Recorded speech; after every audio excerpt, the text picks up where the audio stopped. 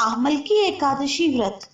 आमल की एकादशी व्रत शुक्ल पक्ष की एकादशी को किया जाता है। इस व्रत में आंवले के वृक्ष की पूजा करने का विधि विधान है। इस व्रत के विषय में कहा जाता है कि यह एकादशी समस्त पापों का नाश करने वाली है।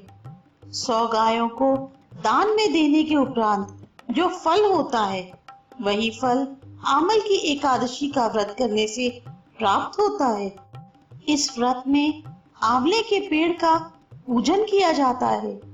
आंवले के वृक्ष के विषय में यह मत है कि इसकी उत्पत्ति भगवान श्री विष्णु के मुख से हुई है।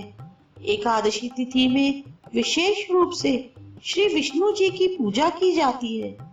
आंवले के पेड़ की उत्पत्ति को लेकर एक कथा प्रचलित है।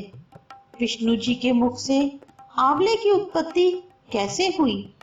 विष्णु पुराण के अनुसार एक बार भगवान विष्णु के थूकने के फलस्वरूप उनके मुख से चंद्रमा का जैसा एक बिंदु प्रकट होकर पृथ्वी पर गिरा।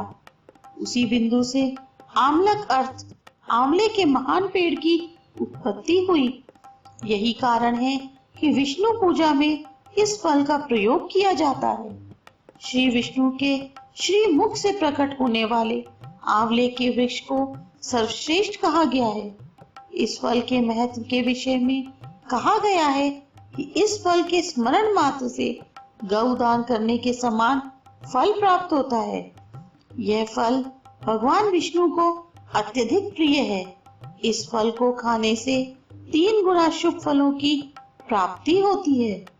आमल की एकादशी व्रत कथा। एक बार एक नगर था। इस नगर में सभी वर्गों के लोग मिलकर आनंद पूर्वक रहते थे।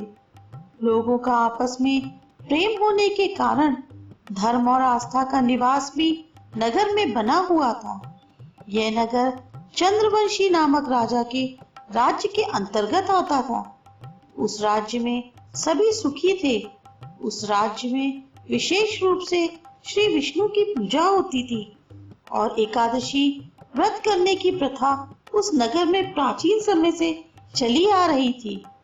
राजा और प्रजा दोनों मिलकर एकादशी व्रत कुंभ स्थापना करते थे। कुंभ स्थापना के बाद धूप, दीप, नैवेद्य, पंचरत्न आदि से पूजा की जाती थी।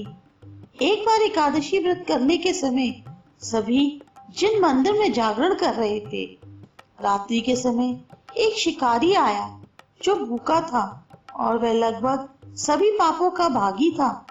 मंदिर में अधिक लोग होने के कारण शिकारी को भोजन चुराने का अवसर न मिला और उस शिकारी को वह रात्रि जागरण करते हुए बितानी पड़ी। प्रातः काल होने पर जब सब जन अपने घर चले गए और शिकारी भी अपने घर चला गया, कुछ समय बीतने के बाद शिकारी की किसी कारणवश मृत्यु हो गई।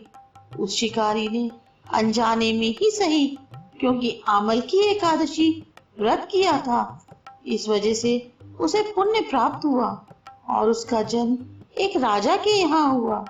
वह बहुत वीर, धार्मिक, सत्यवादी और विष्णु भक्त था।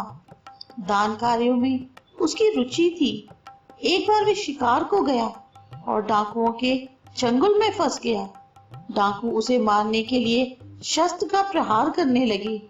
राजा ने देखा कि डाकुओं के प्रहार का उस पर कोई असर नहीं हो रहा है और कुछ ऐसा हुआ कि डाकुओं के शस्त्र स्वयं डाकुओं पर ही वार करने लगे।